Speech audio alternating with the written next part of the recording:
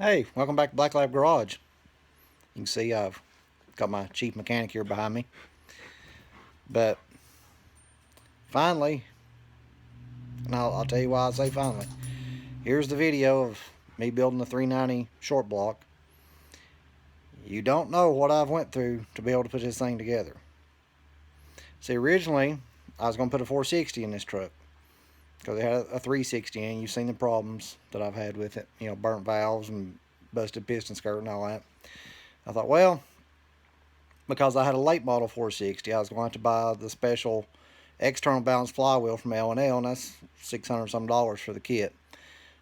I thought, well, it'll be cheaper if I just stay with the FE and just turn the 360 into a 390. No, it's not. I mean, it cost about the same because, I did the video where I added everything up. I built it on a budget. But it'd been a whole lot less hassle to just order the flywheel and put a 460 in it. I tell you that because, okay, I took the block to the machine shop, had it bored, hot tank bored, new cam bearings. He told me, he said, bring your camshaft. He said, number 2 and number 3 cam bearings went in awfully tight. Camshaft wouldn't go in. Nobody has cam bearings for an FE right now. I got lucky and found a new set in an old store several towns over from me. It was just sheer luck that he had a set. And it was a set of Cleveite bearings. Put them in, camshaft went in fine. Okay. Then I went to put the timing set on as a brand new melting cam. Upper sprocket wouldn't fit on the nose of the cam. It was about a 1/16 of an inch too big. It just made wrong. Well, guess what? Nobody has camshafts for FEs right now either. I mean, it's literally been one thing after another. So, if you ever get into this situation, take advice from me. Put the damn 460 in it. You can find parts for them. And it's a bigger motor. 390 is a good motor, don't get me wrong, but it ain't worth the hassle of what it takes to get the parts for one right now. It's really not. So, but anyway, here's the video of me putting the short block together. Let's get into it.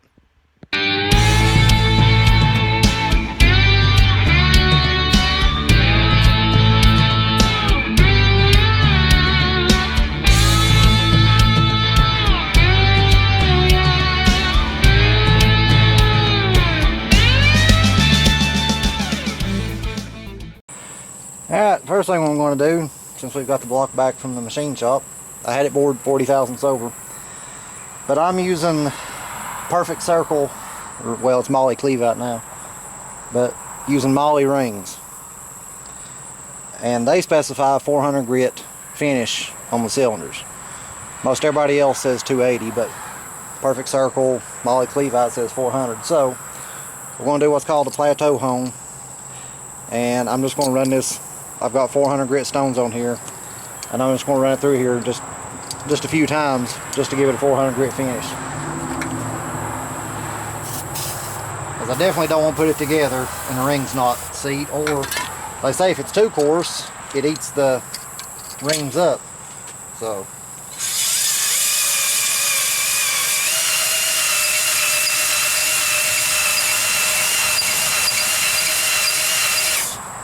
and that should be good.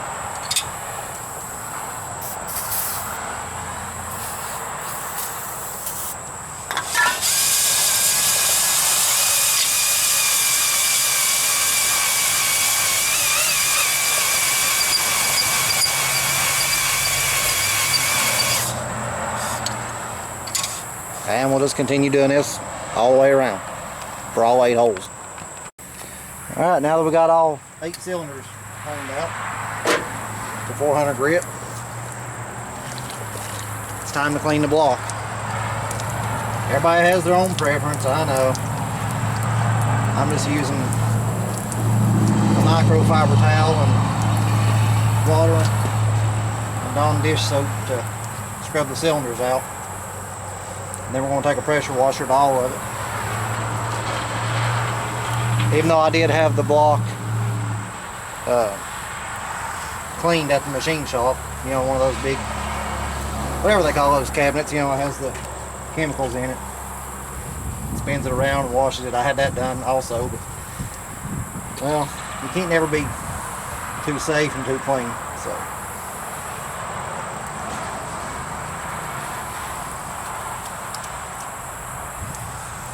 it's like the old saying goes, if you ain't got time to do it right, when you gonna have time to do it over?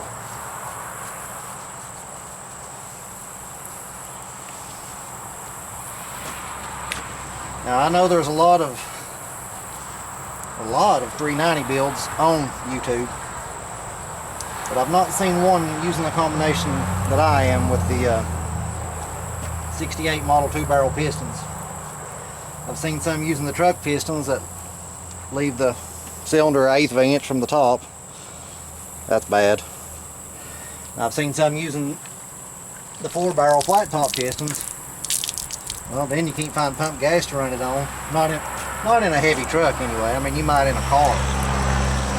Well, they probably live on 93 in a car, but in a truck, full one, no, it's not going to be happy. So I'm going to finish scrubbing these cylinders and take a pressure washer to it, and then take an air nozzle and blow it all off. So I'll check back in with you here in a minute. Now that we got it washed down real good, we're going to wipe the cylinders down. Okay, everybody has their own way of doing it. I like to use automatic transmission fluid because not only does it lubricate, it cleans really good.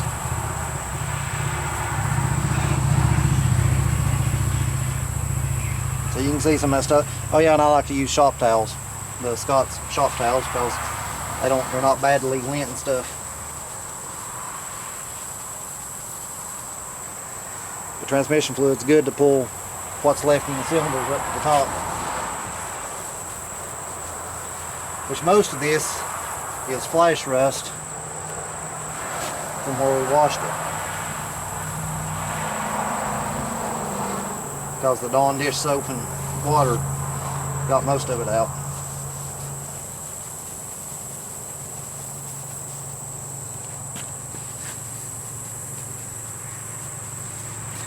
But I'll go around and wipe each cylinder down and change rags, so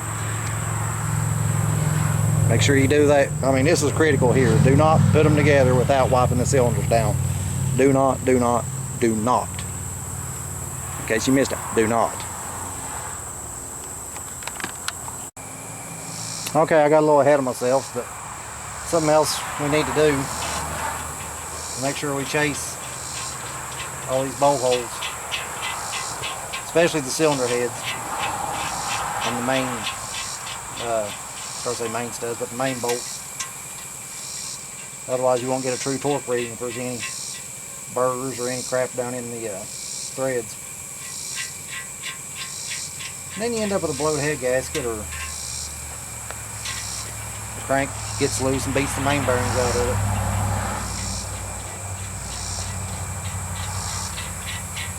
So I'll go through and check all these, which you can see these are super clean. But I'd rather be safe than sorry. So I'll go through and check all these, blow them out, and I'll wipe the cylinders down once more, just to make sure nothing got blew over in them. Then we're going to put the camshaft in. Okay, and we're back. Let's put the camshaft in. Now to do this, I use two different things. This is some mailing lube that I'm going to put on the journals.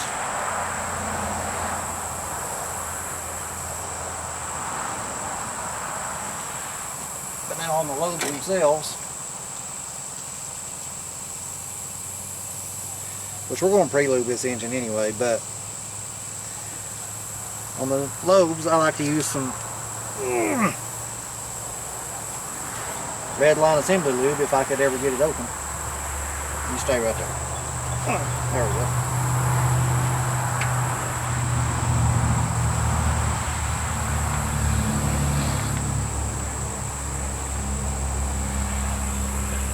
It's pretty good stuff.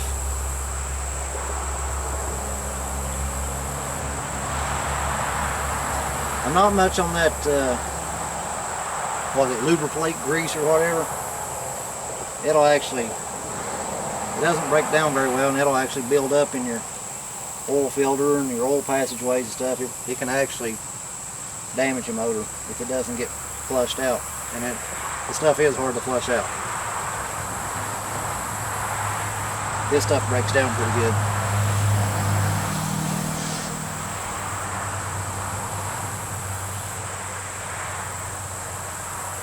And don't be laughing at my custom camshaft handle. That's made out of a bolt and the upper control arm shaft for a Trans Am welded together. But hey, it works.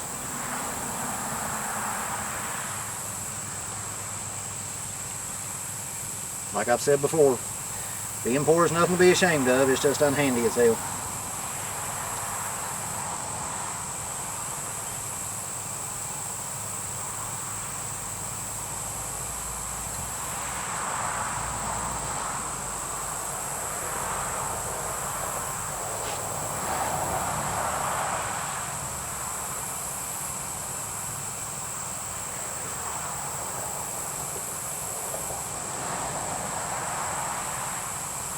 I ain't gonna make you watch me lube all these up, but you know how to lube a camshaft does. Just make sure you use plenty, and you know, lube the journals up.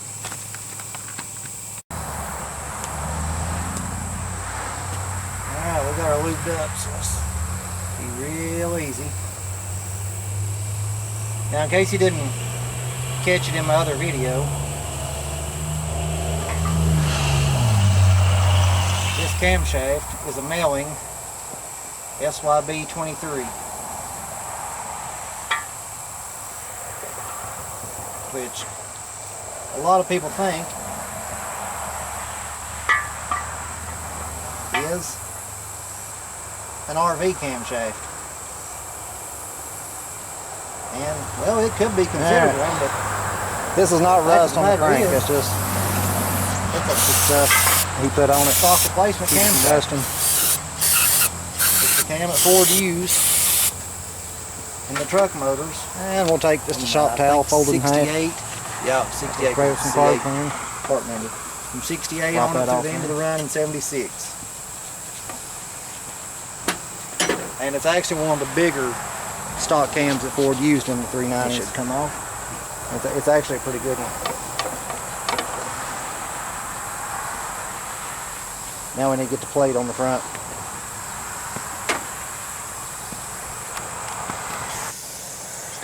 Alright. Here's something you don't see anymore. Contents made in the USA. Unless otherwise indicated below. Not indicated below. And it is. This is the main bearings. Man, I hate that bug, whatever it is, it's a hollering. Everybody knows that little tang right there snaps into the slot. If you don't know, you should know. If you don't know that, great. Yeah, I didn't know. Something I like to do, which I'll use compressed air too. You probably shouldn't be rebuilding engines pipe cleaners. And just run through the journals. Make sure they're cleaned out.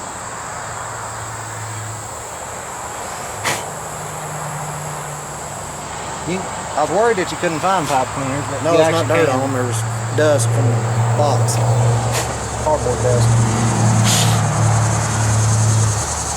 Go to pipe and thrust bearing, which in a Ford goes in the middle. I guess depends on what state you live in. You'd be surprised how many people think they're like a Chevrolet that goes back here at the rear main. Other states that sell those left-handed cigarettes. So whatever kind of store you have in your state, you can still find them. And sometimes your bearings will have a hole. So we'll get this crank cleaned up. One half, and they'll have them in both halves. If it's just in one half, it always goes in the block.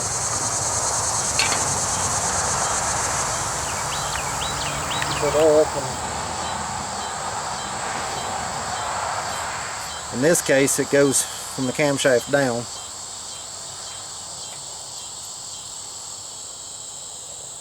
I'm sorry, goes from the main up to the camshaft. Because that's why we restrict the oil flow, to keep more oil on the mains. I'm getting tired. My brain ain't working too good right now. So now we got them in. Make sure your holes line up. If you remember, I chamfered these holes, which there was a service bulletin from Ford about that. It was something about stick a certain size drill bit in, as long as it fits between the hole in the bearing and the hole in the block, it's good to go. But I like to chamfer them a little bit to where the oil will reach the crank a little easier. So now let's put the rear main seal in. Well, half of it.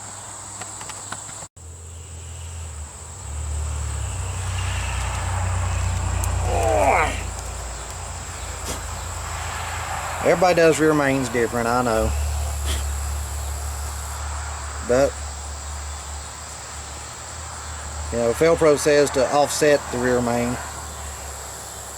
I've never had a problem putting them in straight like the factory. So I don't know that I'll offset it or not.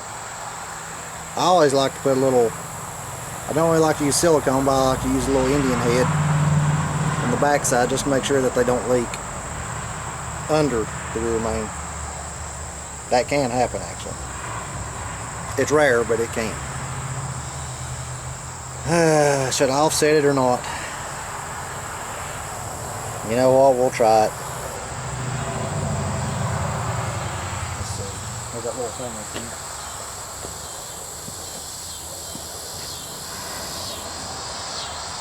here. Nailed it on the first try. Alright. On some Fords, I know 460s, 429s had this. There's a little tit that sticks up in here and in the main cap, and you got to knock it out, because originally I had a rope seal. And if you put a conventional seal in it and don't knock that out, it won't fit in there right, and you'll have a horrible, horrible leak. So now let's lube the bearings up and we're ready to set the crank in.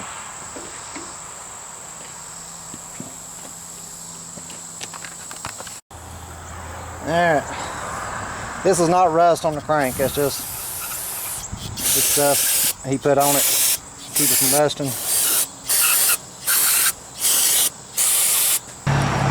Something I like to do, which I'll use compressed air too, but I like to get a pack of pipe cleaners and just run through the journals, make sure they're cleaned out.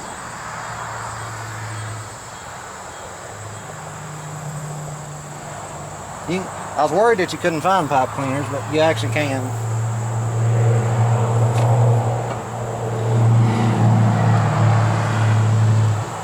Just go to pipe and cigar store. I guess it depends on what state you live in. I know there's some stores in some other states that sell those left-handed cigarettes. So whatever kind of store you have in your state, you can still find them.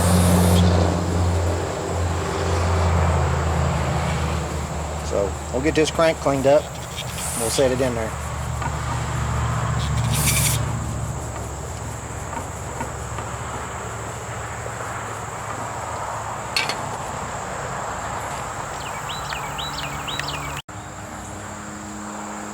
Alright.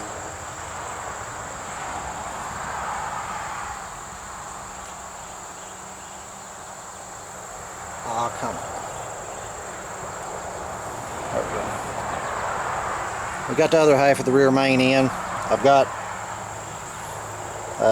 Indian head on the back of it, which I always make sure that you turn the lip the right way, because this will be sitting in there like that. You always want the lip facing inside the motor. If you turn it the other way, oil pours straight out. So let's lube the bearing up.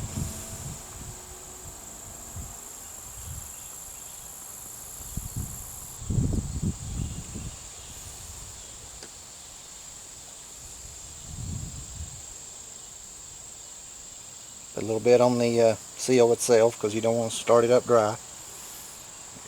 Alright, now we're inside the house here, because The weather's kind of nasty outside, but I thought we'd put the pistons and rods together. Now, this being a Ford makes it super easy because their cylinders are numbered 1, 2, 3, 4, 5, 6, 7, 8. Of course, that being the front of the engine. But for anybody trying to build one that's not familiar with Fords, let me show you a way to make it easy. Okay, these pistons have an arrow telling you, which way it should face. That arrow goes to the front of the engine. So that tells you which way they should face. So I've gone flipped over in the box facing the front of the engine. Just pretend that's a water pump or distributor or whatever you want. Okay, and I've numbered them 1, 2, 3, 4, 5, 6, 7, 8. Just like they'd be sitting in the motor, because this will be the top on the driver's side and this will be the top on the passenger side. Now, a Ford, I also drew an arrow because on a Ford the number on the connecting rod always faces out. Be and out on that side. So I drew an arrow to always know which way the number on the connecting rod goes. And that'll help you put them together correctly. Because if you'll see, you can see, like, there's the number. Of course, it's kind of faint, like really faint, but so on that side it'll be facing, numbers facing out. Okay, this will be the side that rides up against the crankshaft. You can see the chamfer, or it rides up against the crank. And you can see on this side there's not much chamfer at all, and that's where it actually rides up against the other connecting rod coming from the passenger side. So now let's put them together. It'll make more sense once it's together. And one thing I do want to throw out there, you see this copper colored rod. If you see one, don't be alarmed. That was a common practice back then, not just for Ford. Dodge and Chevrolet did it too. If they had one that was slightly out of spec, they would do that to tighten the tolerances up. Of course, I had these resized and new bushings put in, so that's irrelevant anyway, but that was a common practice. So if you see a copper rod in an engine, don't be alarmed. It's fine to use. Alright, let's get piston number 1 out. Knock a wrist pin out. Well, not knock it out, just push it out.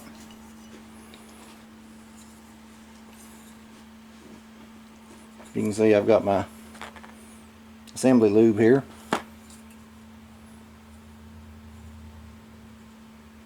I'm just using a brush here, and let's put a little bit in the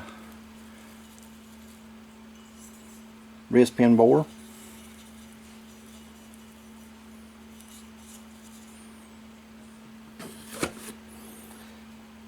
And something I meant to tell you about the rods, the numbers aren't really as important, just as long as you have them turned correctly. That's the important part. And slather a little bit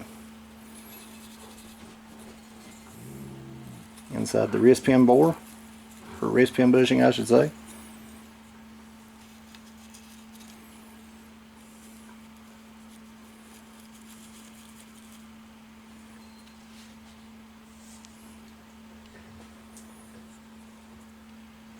We can put a little bit on the wrist pin.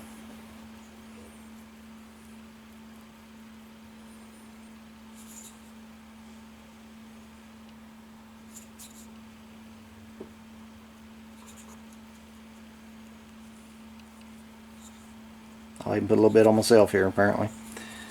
Alright.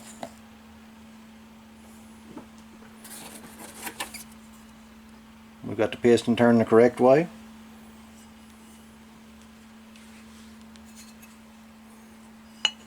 I ain't got enough hands for all this, I now realize. Okay, we got the number facing this way. So we're just going to stick it in the piston. Slide the wrist pin in. Slide it through the rod. Now then, of course, being an FE, we got to put the wrist pin, or the locks in for the wrist pin.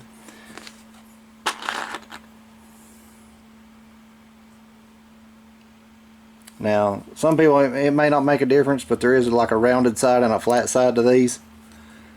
Probably don't show up well on camera, but I always like to turn the flat side in. Maybe it makes a difference, maybe it don't. That's just my personal preference. And then get in there. Oops, went too far. There we go.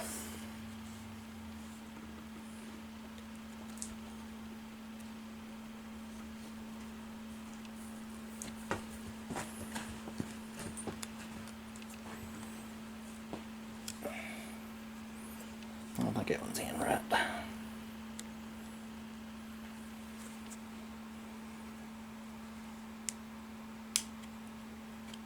Now it is.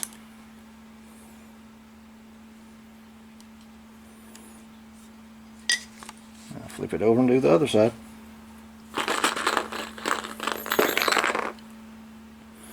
Flat side, round side.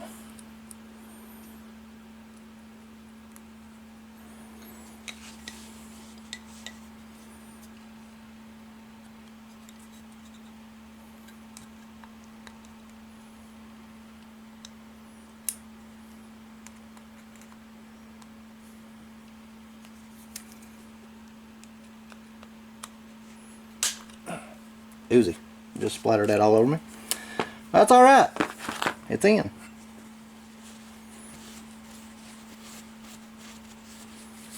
So I'll back a little bit of excess off.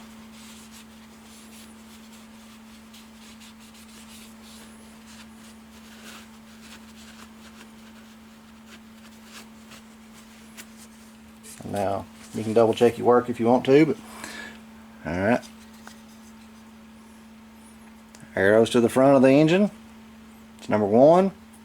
The number for the connecting rod should be out. And indeed it is. Which this one says number 3, which that's an oddball rod. But it's turned right. So it's good to go. Now we move on to the next one. But that's how I do it. You may choose to do different, but that's what works for me.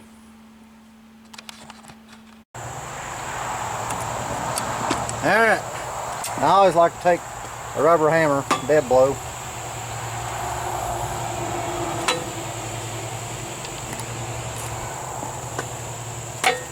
I missed. Hit the crank on each end. Now let's torque. I can get in there. I'm going to start off at 50 pounds.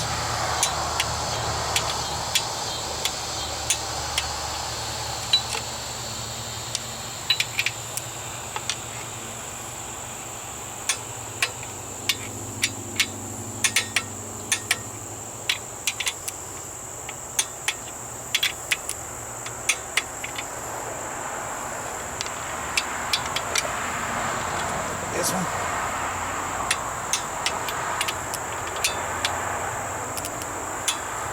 You know, something I don't know is why the books always tell you to pry forward on the crankshaft when torquing the main caps down. I mean, it says it seats the thrust bearing or whatever, but I don't know about all that. Maybe it's true, but you know, that camshaft really don't know where it's at.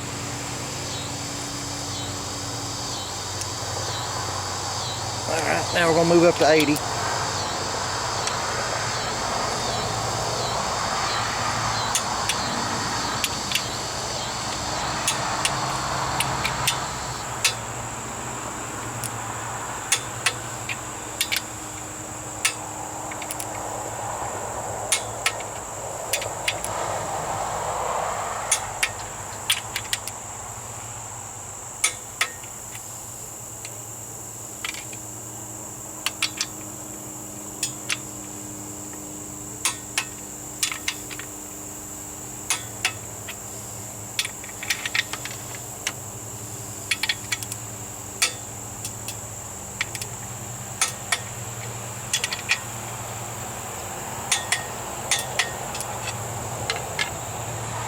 Now the final. I think it's books 100 to 105.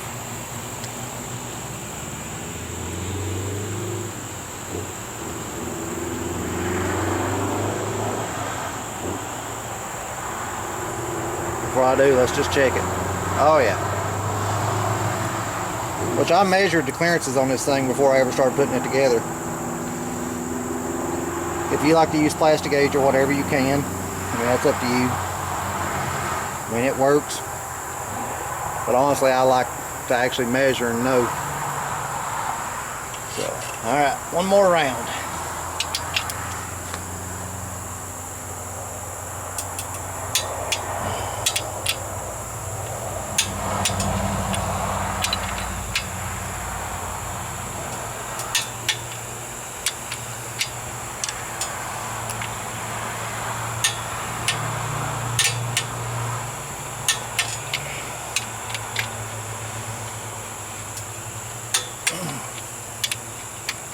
Man, this sucks.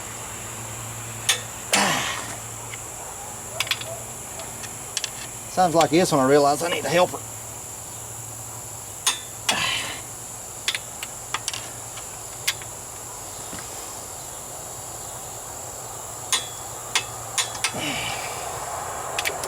Two more.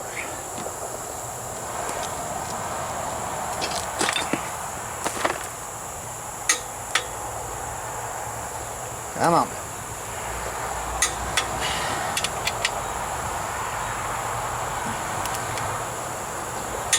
There we go. Well, that hurts the old arm. Man done that all day long. He'd look like Arnold Schwarzenegger in a week. Now let's check it. Oh yeah. Spin it by hand. Don't even have to put a wrench on it. That's good.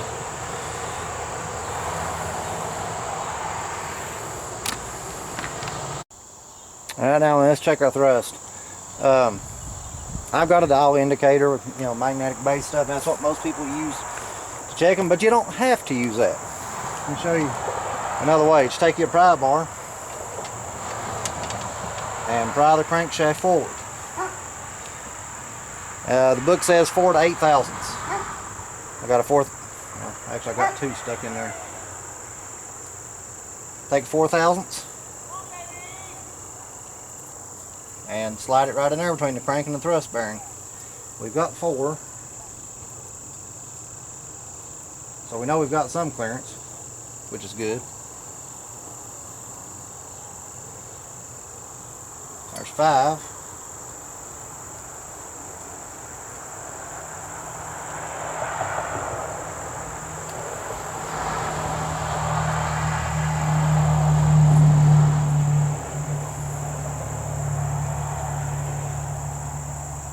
Okay, it's dragging on 8. So we're good. We're within spec. And that's the easy way to check your thrust clearance if you don't have a dial indicator. Alright. Now we're going to do the rings here. Which I'd started on it and I recorded some of it, so I might end up repeating myself, but if I do, hey, that's okay. You can never learn this too much or get drilled in your head too many times. Alright, I've got the top ring here, and these are file fit rings. Now, you can see there's no mark, no stamping whatsoever on it. Because if there is, it would say top, or if there's a dot, it would say, that means it goes to the top. But there isn't. So in this case, you look at the bevel, if I can get to show up on camera there, there's a bevel on the inside. If there are no markings, then the bevel goes up. So let's check our gap. I'm going for, things have changed since the old days of piston rings and since the shop manuals were produced. I'm going for 18 thousandths on the top and 22 thousandths in the middle. I think the shop manual calls for something like 16 and 16 or something. Okay, got my 18 thousandths filler gauge here. Top ring's dead on the money. So we only have to file that. Alright. Now let's check the second one.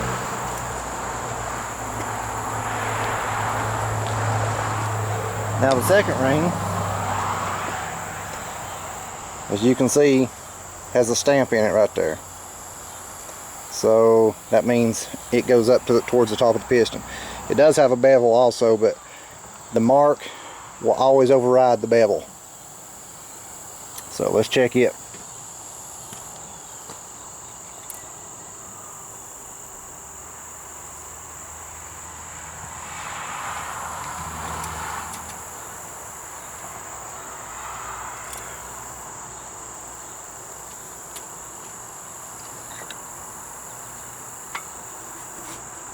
And even if you get regular rings that aren't file fit, it's still a good idea to check them, because you may find that the gaps are off. And if the gaps are too tight, I can tell you what happens. It blows the top of the piston off. It's never happened to me, but I've seen it happen to somebody I know. It was not pretty. Alright. That one's, well, 22 thousandths goes in. It's a little tight.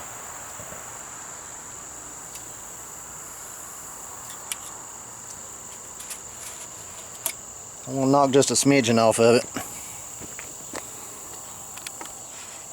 with my handy dandy new bastard file that I bought at Ace Hardware.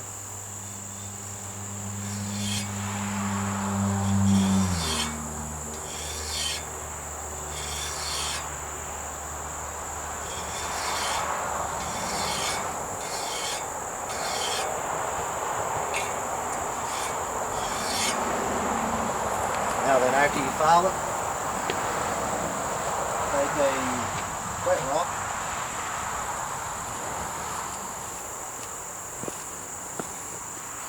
so you can see where I filed it there. Take a wet rock and just lightly dress that where you filed it so there's no sharp edges from filing it.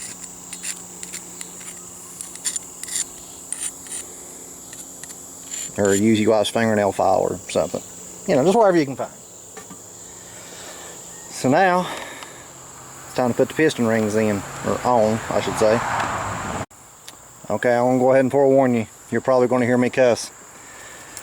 I don't particularly like this style of expander, but that's what come with them, so that's what we're going to use. You see I've got the piston exactly like it goes in the engine.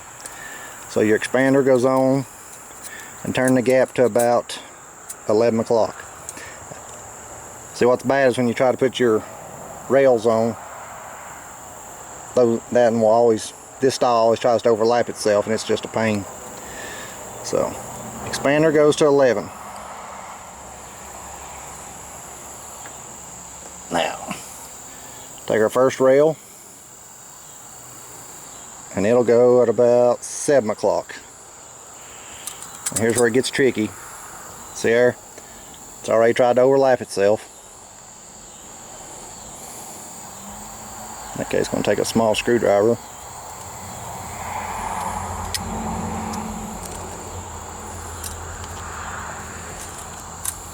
There we go.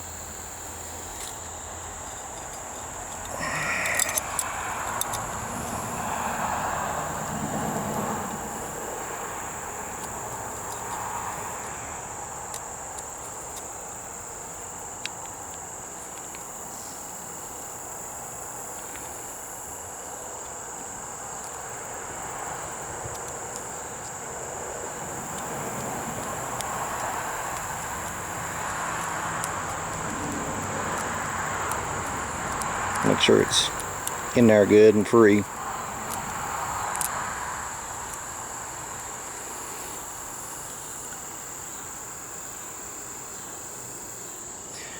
Now, take your other rail, because that one is at 7. This rail will go at about 4 o'clock. Somewhere between 3 and 4. The main thing is, just don't line them up.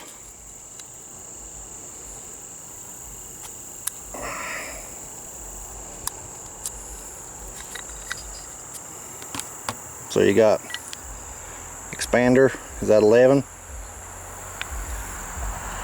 lower rails is at 7, 8, upper rails at 3 to 4.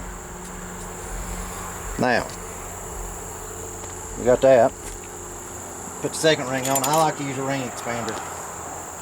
Some people don't. Those people are silly, because I can tell you right now, I've had the living shit cut out of myself putting rings on without one, because a ring will cut you. Now, second ring is going to go to 6 o'clock.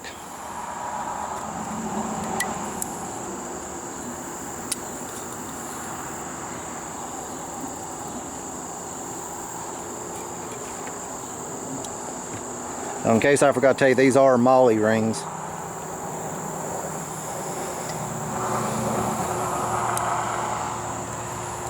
And the upper ring, or top ring, compression ring, will go to 12 o'clock. Well, come on now. Come out of my ring expander.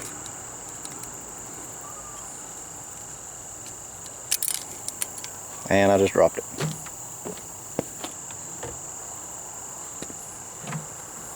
You know, this ain't easy to do. Trying to stand behind the camera and hold it in front of the camera and make sure you get it all. But if it helps somebody out, it's worth it.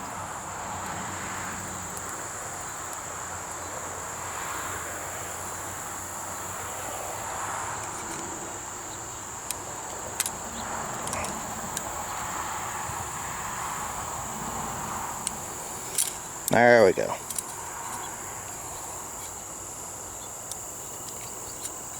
So, go over it one more time. Expander's at 11. Lower rail's at 7, 8. Upper rail is at 3 to 4. Second ring is at 6 o'clock. And top ring is at 12 o'clock. Now what I like to do, I get me an old jug of oil. Well, I mean, it's new oil, but it's an old jug that I cut the top out of.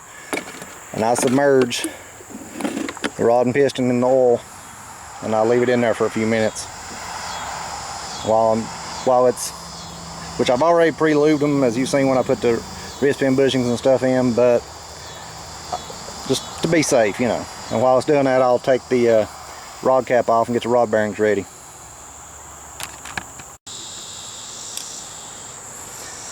Now, I've got one of these wrinkle band compressors, which, I mean, it's always worked all right for me. If you have one of those fancy tapered ring compressors, well, congratulations. I wish I had one, but I'm poor. So, as usual, I make do with what I got.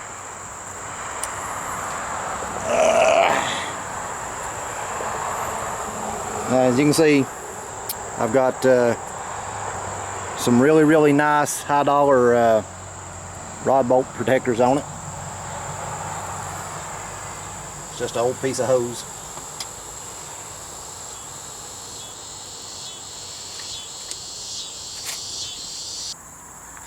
Alright. You just barely can see the rod, but it's on the crank. So we'll take the cap, lube the bearing up,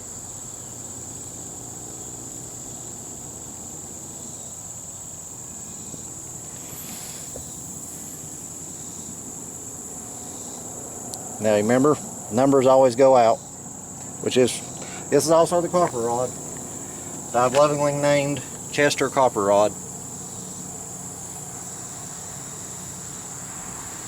So lube on the rod bolts so you can get an accurate torque spec. Number out.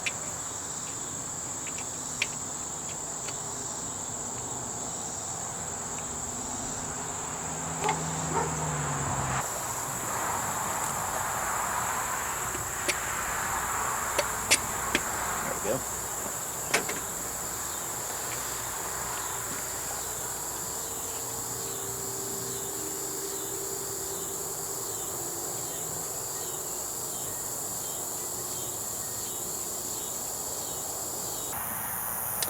Well, we run into a snag. You remember this new milling cam I put in?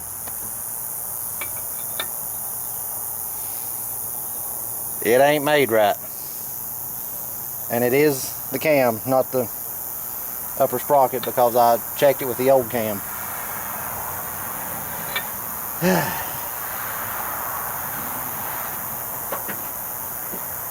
So, this must not be a milling cam, this must be a me-lean cam. That's why it's not working, not fitting. But it's alright, got a solution. But I'll go ahead and tell you right now, I hope none of y'all are needing a camshaft for an FE, because there's not hardly any to be found. Stock, I checked Comp, I checked Iski, Minotti. Dear God, how far does that go back in there?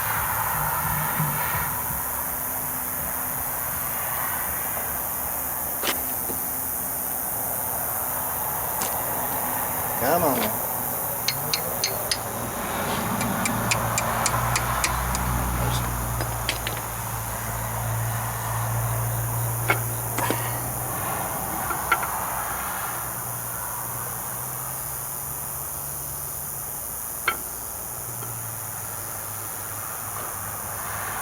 Now be careful, don't nick the cam bearings.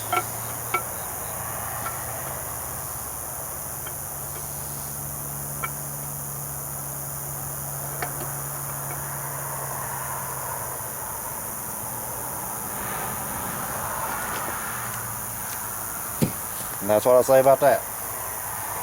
So what's the solution?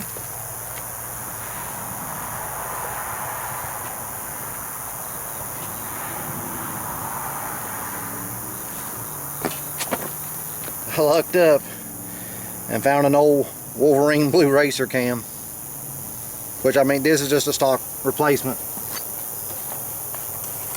It's still the equivalent of that camshaft there that I had in it, but most importantly, look, it fits. So let's get this camshaft lubed up. And here we go again. Put some of the milling lube on the journals here.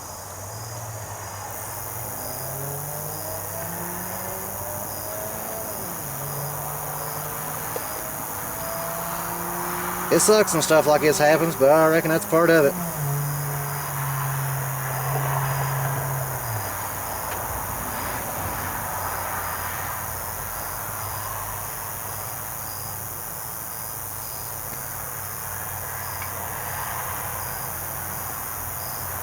Alright. Use my red line lube here on the journal, or on the loads, I mean.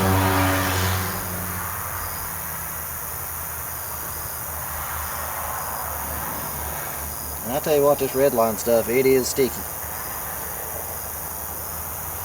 So I've got faith in it that it'll stay on the load when you fire the engine up.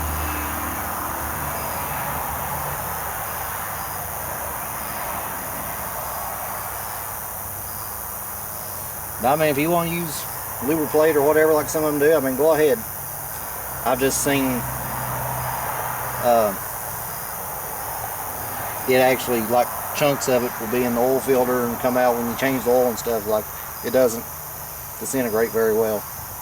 I shouldn't say disintegrate, but it doesn't break down and mix in with the oil very well, I should say. But that's what you like, by all means, go ahead. It's kind of one of those things, kind of like, believe it or not, there's people that still believe you should use straight 30 non-detergent motor oil and things, and oil has advanced a whole lot since those days.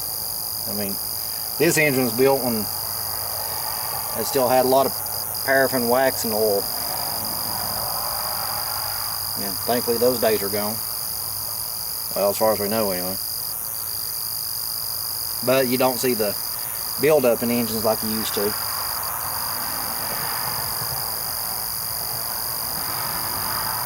So, I mean, that is one good thing. Oils today are a whole lot better than, well, even what they had 20 years ago, let alone 40 and 50 years ago.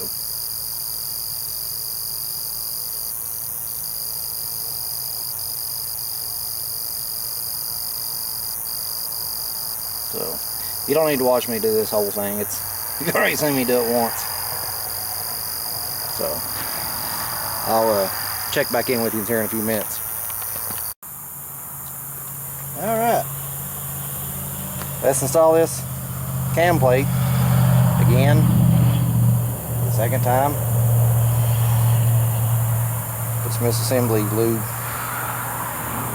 on it again for the second time. I'm going to put one screw in here just to hold it for right now.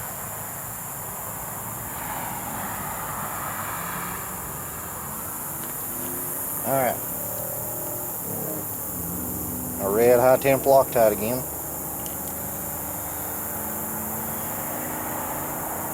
Alright, just like Daisy sour cream, a little dab will do you. Get off. There.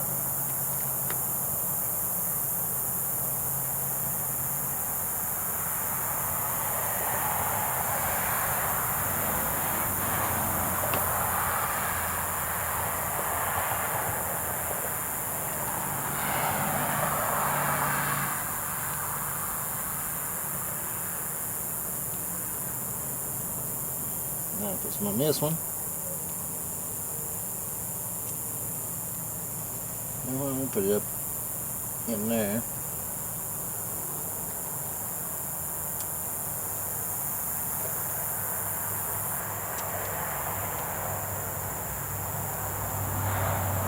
I think that'll work better.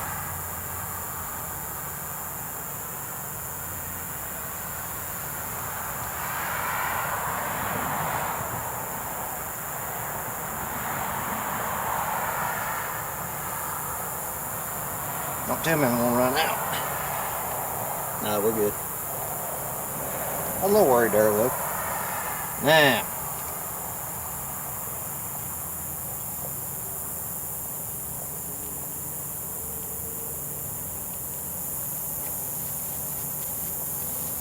I think book says 12 to 15 foot-pounds on those screws.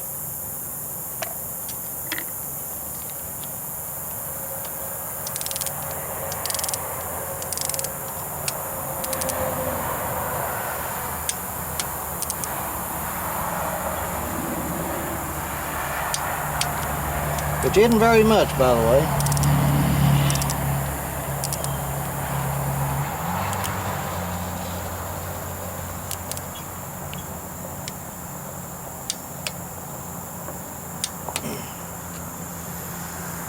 All right.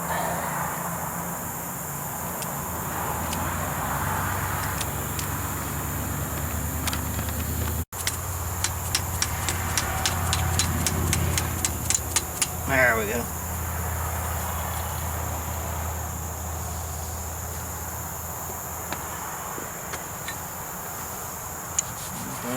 That is, the hammer must be coming apart and the stuff's falling out of it. Now,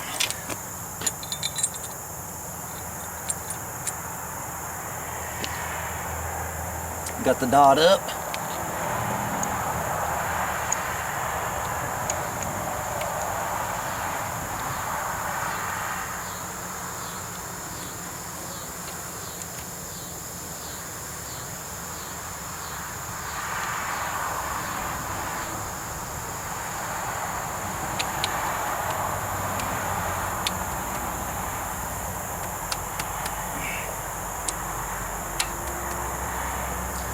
Alright, there's an important detail. This would apply to the earlier engines. Let me get the camera here so I can zoom in.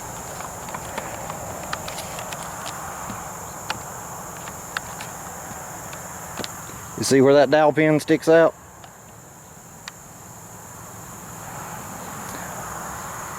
Earlier engines, let me zoom back out here, used a one-piece fuel pump eccentric. Later engines used a two-piece. But if you've got a one-piece, you have to have the longer dowel pin because it actually comes through this slot right here in the fuel pump eccentric. Two pieces don't do that. They actually have a tab that folds back and goes into the cam sprocket. But one piece, that pin has to come through this hole. So make sure you know which one you have. Oh, and the sprockets themselves will be different. You see a big circle like that, that's for one piece. If it's just a little bitty narrow raised place, that's for the two piece. And they're made that way so that the inside of the eccentric bottoms out, but the outside can still spin. If you put a two piece on this sprocket, it'll bottom out and it won't let it spin, and it'll burn it up in a short time. That's why people have problems with fuel pump eccentrics, because they don't understand that there's differences.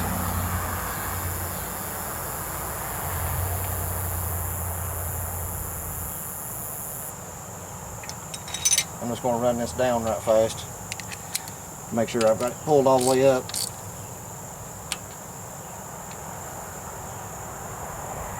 Yep. That.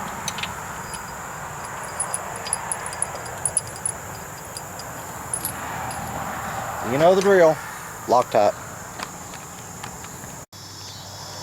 I know some of you are sitting out there right now saying, why didn't you put a double roller on that? Well, number one, like I said, we're staying on a budget, but number two, cheap double rollers are worse than good single row chains. That's just how it is. They stretch horribly because the quality of the chains are horrible.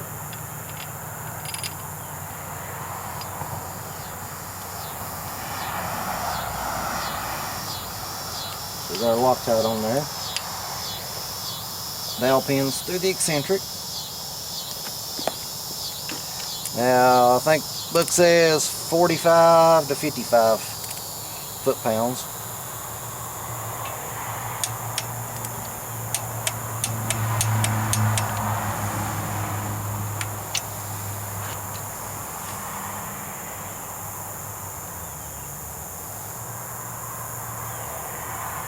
Now put a little assembly lube on this too. You don't ever want to start these up dry.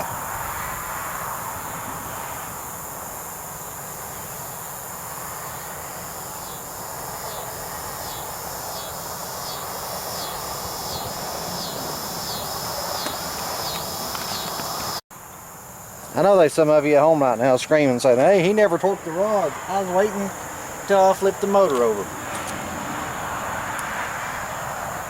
So, book says 45, so we'll do about 25 on the first go.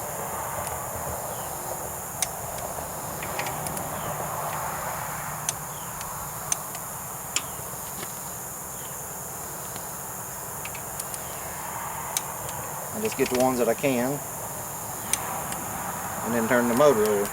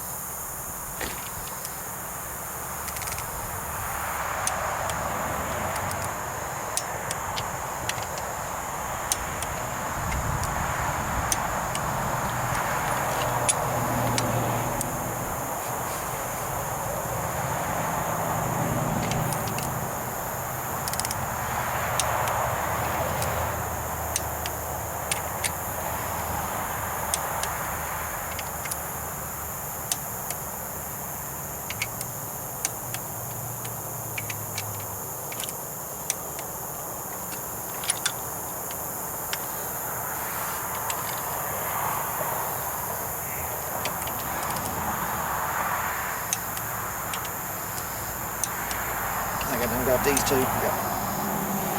Now I'll just go back through at 45 and do it again.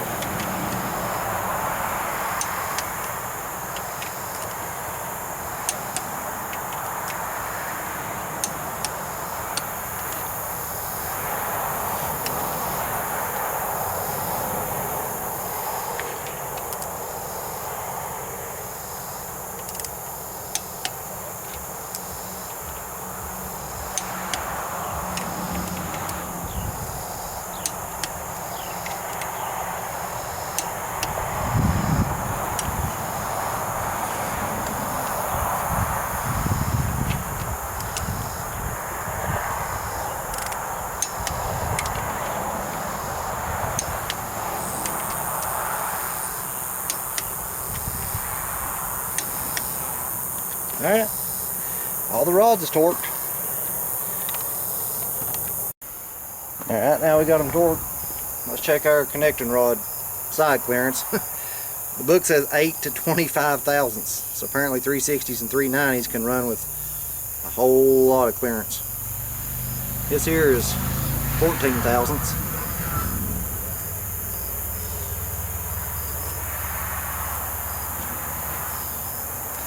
So let's go ahead and jump up to 25 thousandths. Okay, 25 won't go.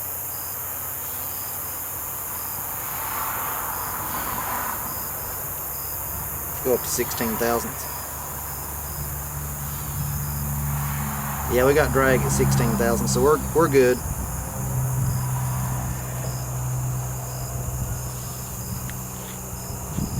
Well, let me turn that one.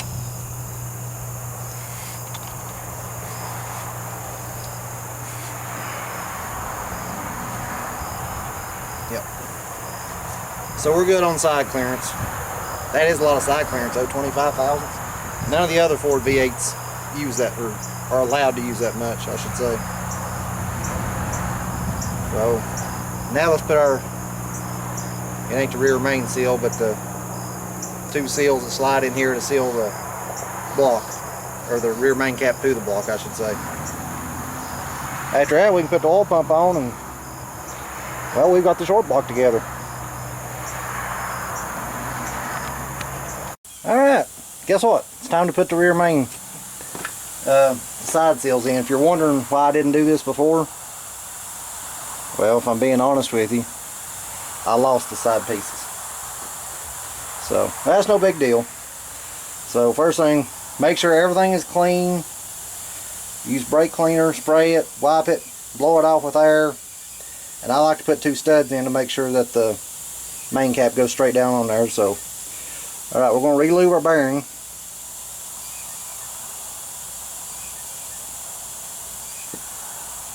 And put a little bit more on the actual rear main seal itself so it don't start up dry.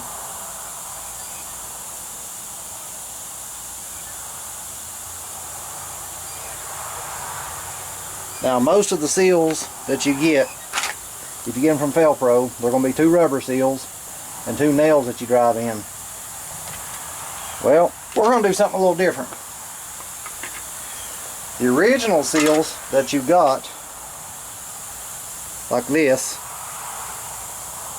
they were rawhide. You'd stick them down in oil, and as soon as you just stick them down in there and pull them out and put them in the side and try to slide it in really fast because they would swell as soon as they hit the oil. We're going to do something a little bit different.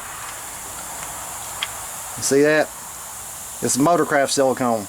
This is TA31. This is what they use on Power Strokes, on the oil pans. And I may use them in a couple other places on, but anyway, it's specifically for Power Strokes. And it's supposed to be really, really, really good stuff. We're going to lay a bead down in there. Put a little bit up on the sides. I'm going to put just a thin smear down here. Because if you don't put something here, it will leak between the block and the cap.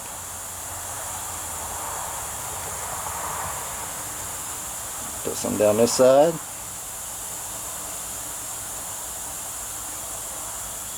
Ford actually put out a technical bulletin about this. If you don't use their TA31 silicone, it causes the non-foaming agents in the oil to deteriorate, and your oil will start foaming in the engine. Well, I usually run diesel oil in mine, so I think it's a good thing to use. And they say it's really, really good silicone.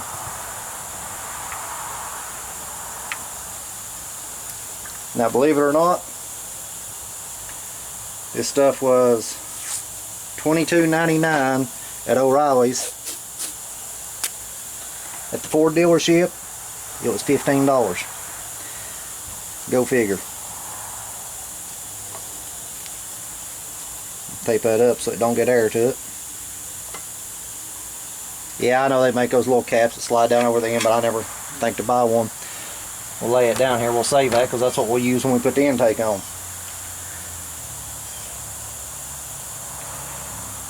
Well, they wasn't kidding about that stuff being sticky, because by God, it's sticky.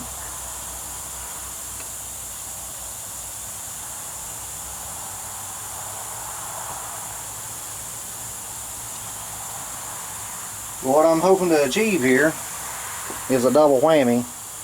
So basically, if oil does get past the silicone and actually hits the seals, well, the seals will just swell up and be that much tighter. Make sure I don't get that on the bearing. So that should help us out there. I might be making a horrible mistake by doing this. There's only one way to find out.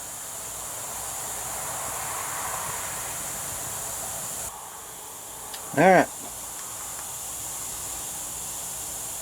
See if I can drop this down on there without getting it everywhere.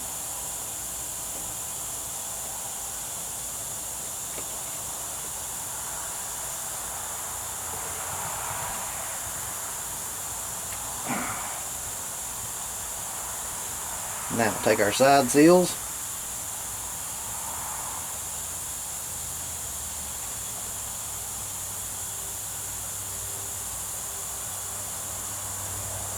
See our silicone squishing out? That's what we want. That's what I wanted to see.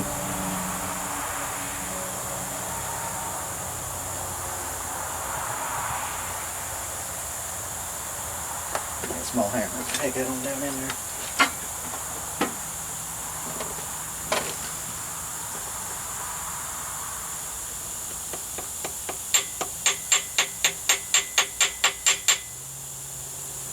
These seals right here are so much better than Velcros.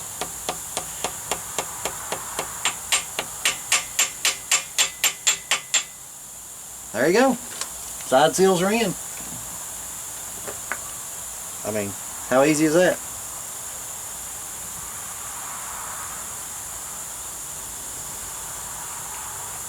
I'll take our studs out and put the bolts back in, retorque the head, or the head.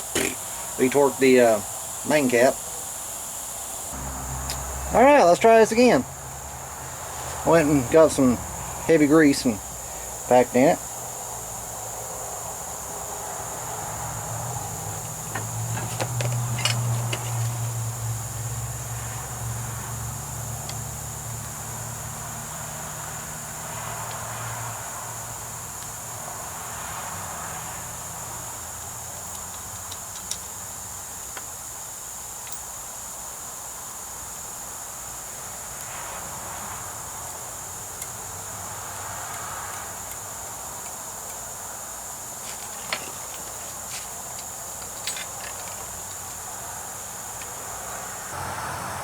Alright, let's talk about the oil filter adapters, which they made a couple different designs on the FEs. Of course, this is the one that just, my truck's two-wheel drive.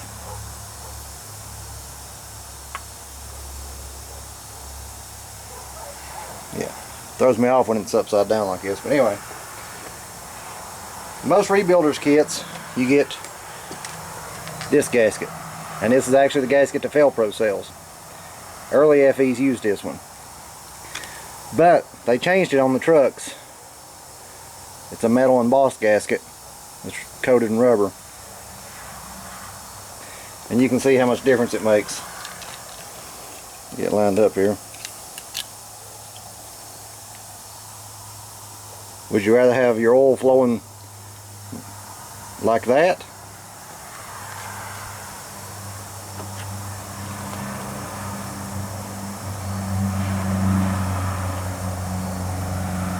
Or like that?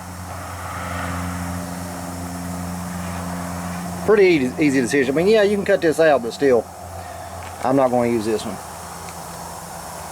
So, what I like to do, just in case, because I hate oil drips on the motor,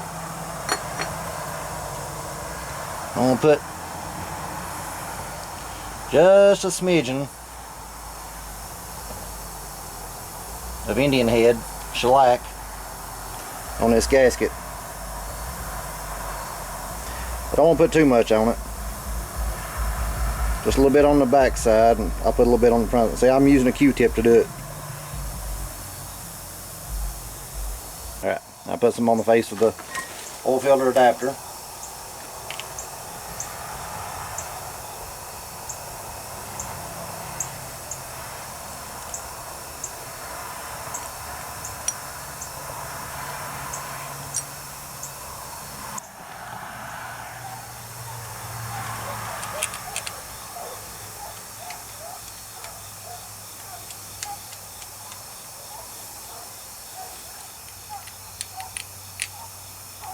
So now really all we've got left to do is put the oil pump pickup on, stick the timing chain cover on, put the oil pan on. The short block's done. We're ready to put the heads and intake on.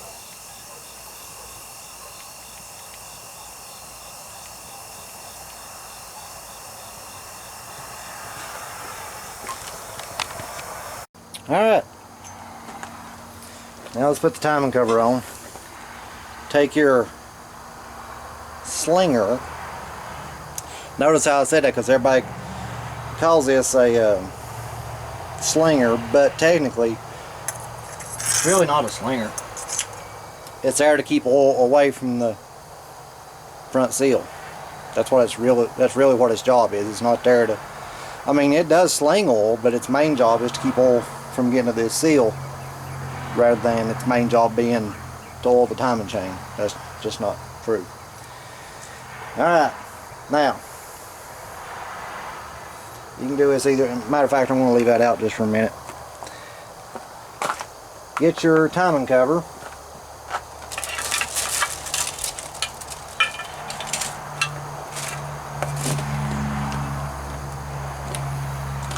and make sure you lube this seal up.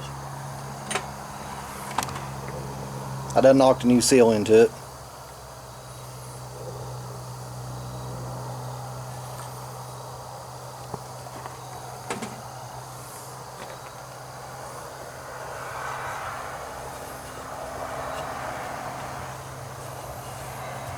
Now, I've already glued the gasket on. Oops, picked it up a little bit.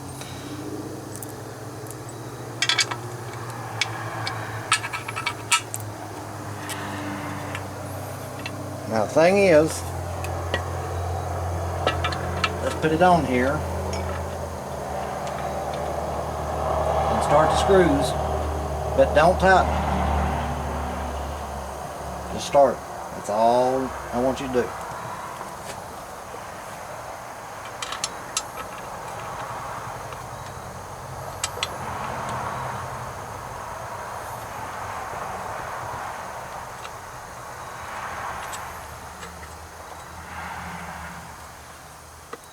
Once you get all the screws started, then, oops, that's the oil pan bolt.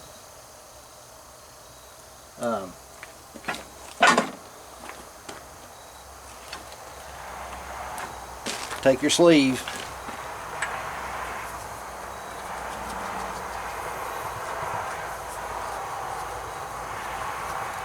now then, the reason I said put the sleeve on, that centers this timing cover up. If you bolt the timing cover down, then knock the sleeve on, it may be off a little bit and it'll wear the seal out faster. So leave the timing cover loose, put your sleeve on, then tighten the timing cover down.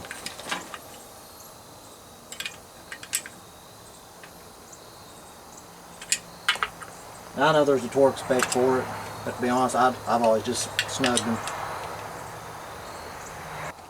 Alright, make sure there's no gasket sticking up here at the front. And there's not. And then go back here to the back where we put the rear main side seals in.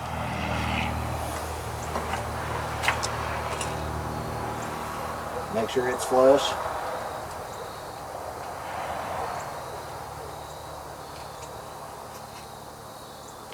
And that T831, that's not easy stuff to cut once it sets up, I tell you what.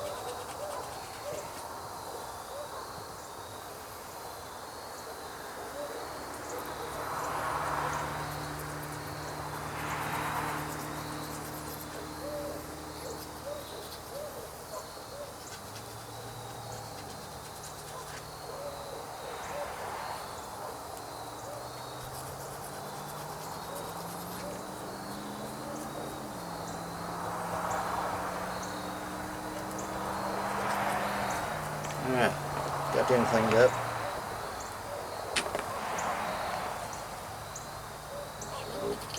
Little booger right there.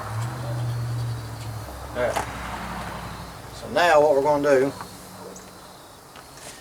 I want to make sure I clean them up before I forgot them.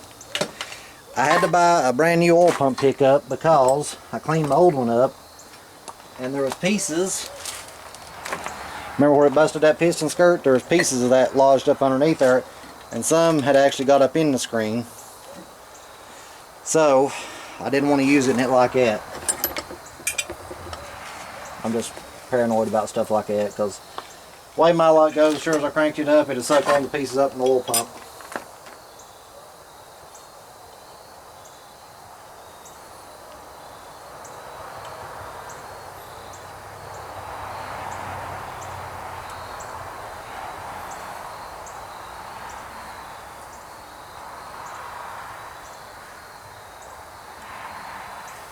So let's put the pickup on.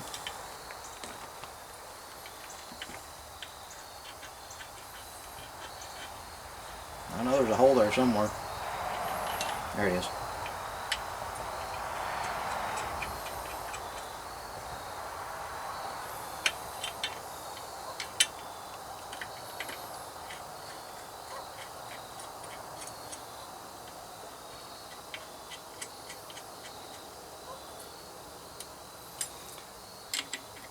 Now there's two ways of doing this. I like to do it the easy way. I like to do everything the easy way.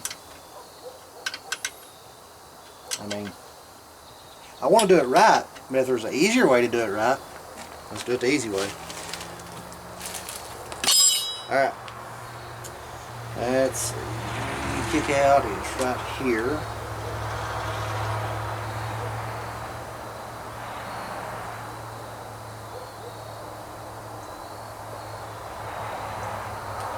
So most people will measure from here to here, then measure down in the oil pan and all that. Yeah, screw that. Not that I don't know math, but just do it the easy way. Get you a piece of wax paper.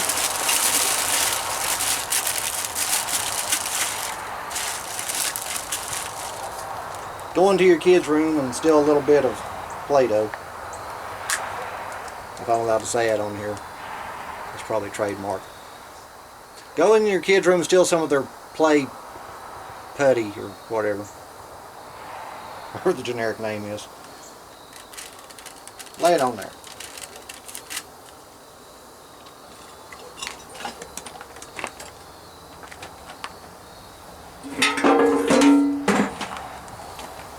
Now take your oil pan, lay it on there with the gasket, because you know that it'll be further up with the gasket on.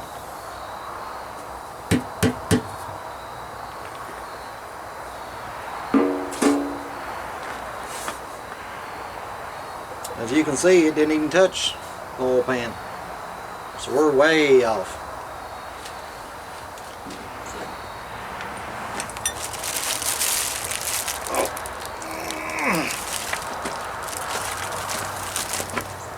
I'm going to stand on it. Now, let's try that.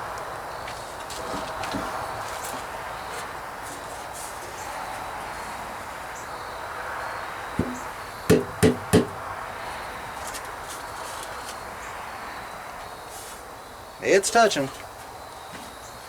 I don't want to get it too close, but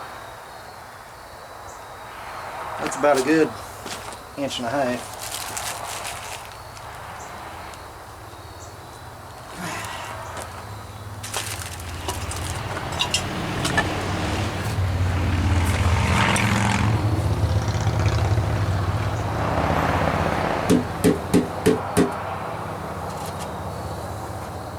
There we go.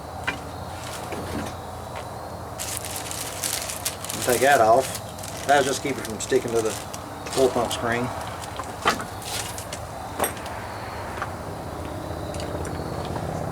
And just take your caliper and measure it. See where you're at. Okay. I measured it, and see the bottom of this oil pan where it's rounded, right where that pickup is? You can see how it's not flat like a lot of oil pans, but the thinnest or the shallowest side of where I measured is about 1/4 of an inch, and you really don't want to go any closer than that. So it runs at a slope street. It's going to be between 1/4 and 1/2, which is fine. Just don't ever go below 1/4, because should you bump the oil pan up against something, then it's probably going to block the pickup off. So now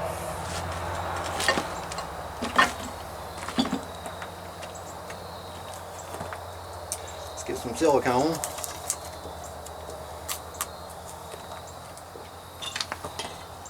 And you want to put silicone right here at the front.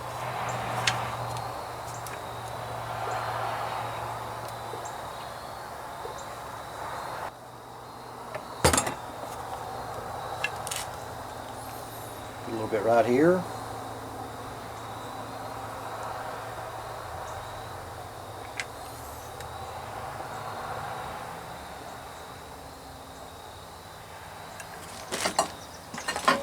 And put a little bit back here.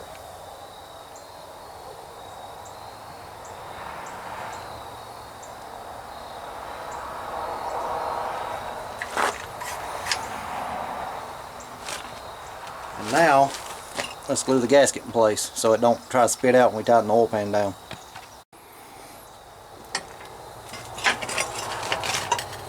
You don't have to do this. I just like to do it. I like to put a little Indian head on the block and timing cover just to help glue the gasket in place. Yeah, because quart gaskets are known to spit out even just snugging the bolts up.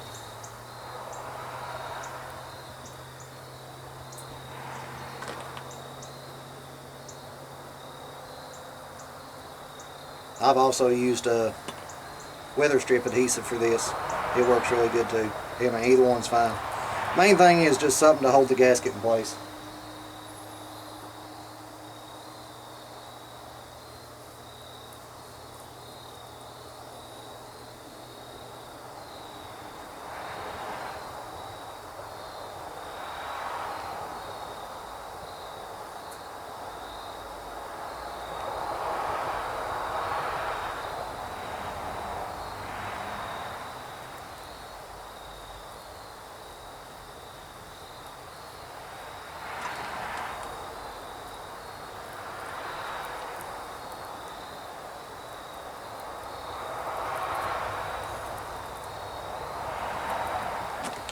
There we go.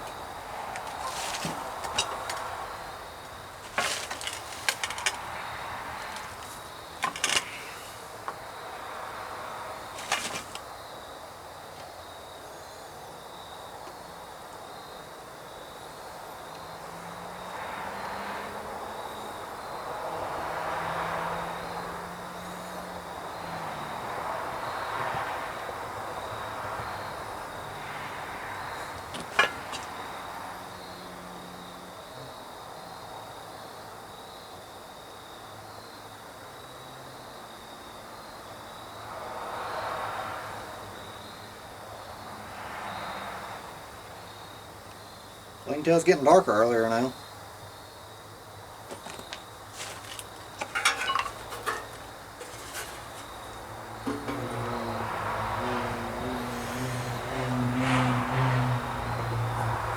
I'll lay it up there and I'll let the shellac set up for a few minutes.